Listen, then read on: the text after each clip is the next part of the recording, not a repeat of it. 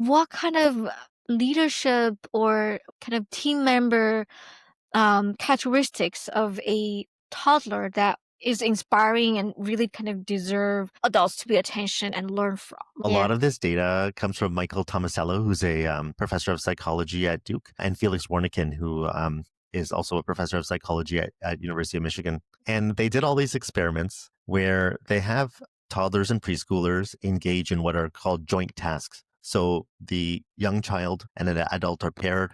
They have a project they're going to work on together. They both understand it. And then 10, 20, 30 seconds into the project, the adult just stops working. And then they're watching the young child decide what they're going to do about this situation where they have a commitment with someone and we're trying to do something and what's going to happen next. And I think these experiments really get to the core of what they want to do and what they focus on. And what that is the project itself. They actually don't care as much like adults do about the end product.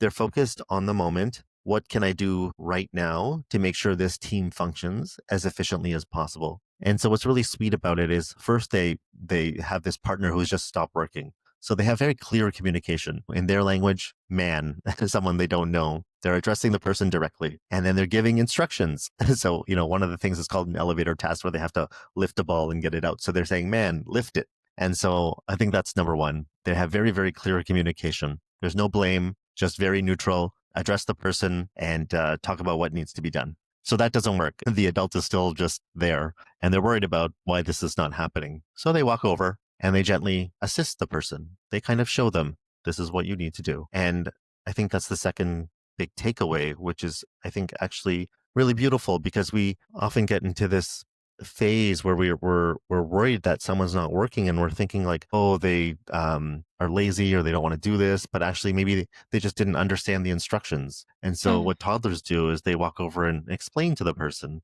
about what needs to be done.